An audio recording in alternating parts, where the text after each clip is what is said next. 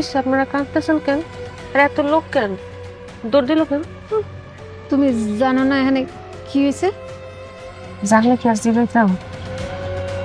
তাহলে কি হয়েছে গো?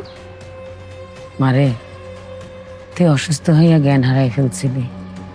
আমি তোরে গোসল করাইতে নিয়ে গেছিলাম। মাথায় পানি দেওয়ার সঙ্গে সঙ্গে তোর জ্ঞান ফিরছে।